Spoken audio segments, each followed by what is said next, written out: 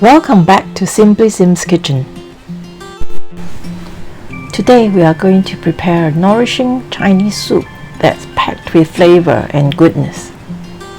It's not so much of a recipe, but more of how I use my trusted pressure cooker to cook a soup in 30 minutes or less instead of hours of simmering on the stove.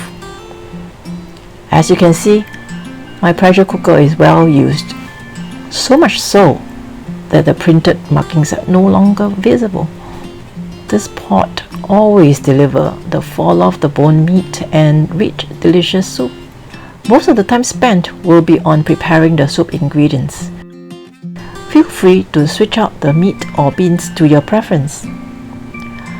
Let's get to it then. Rinse and soak the peanuts and beans. Next, I have half a trotter. This is what's available at my supermarket.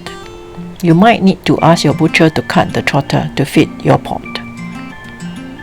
This is a great cut for rich gelatinous consistency to the stock. For more meaty protein goodness, I'm adding a piece of pork shoulder. Rinse and boil the trotter. Check the now cooked skin on the pork trotter and use a pair of tweezers to remove any fine hairs from the skin. Place the trotter and the pork shoulder in the pot. Today I'm also using 8 pieces of chicken feet to further enrich the stock. They might look a little intimidating, but these really add incredible flavor to the soup. Sieve out the mixed nuts and beans and scatter them on top of the pork. Lastly, I've rinsed 2 honey dates. These are often used in Chinese soup for a touch of natural sweet flavor.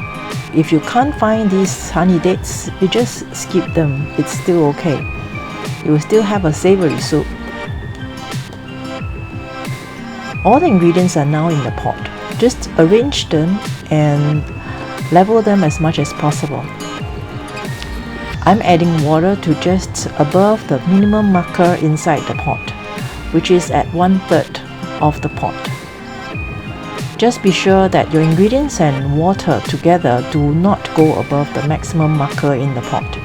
The nuts and beans will expand and the soup will overflow if too much pressure is built up during cooking. For your reference, I'm using a WMF 3-liter pressure cooker pot. My usual process, I will just heat the pot uncovered and only cover the soup with the lid and lock the lid when it starts to boil.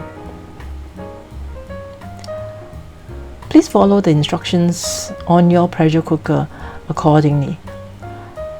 For the model I'm using, I just make sure that the lid is closed and slide the catch on the handle to seal in the pressure. Use a medium high heat till the pressure starts to build up, and I would watch the pressure knob. When it reaches the 3rd colored ring on the knob, turn the heat to low and time it for 15 minutes. At the end of 15 minutes, turn off the heat. The ingredients will continue to tenderize as the pot cools down. It takes about 15 to 20 minutes to depressurize naturally. The knob is totally flat. This is a sign that the pressure has been released. When you are ready to serve, unlock the lid and firmly turn the lid to unveil the soup. And voila! Our pressure cooker has done its job. Look at that! The pork is fall off the bone tender and the broth is rich and flavorful.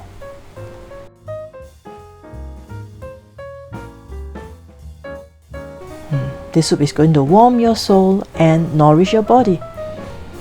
You can enjoy this soup as a meal on its own or serve it with a side of fluffy white rice.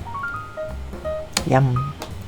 This is truly a comforting soup made effortlessly in a pressure cooker.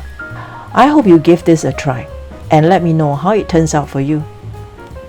Don't forget to like, share and subscribe for more time-saving recipes.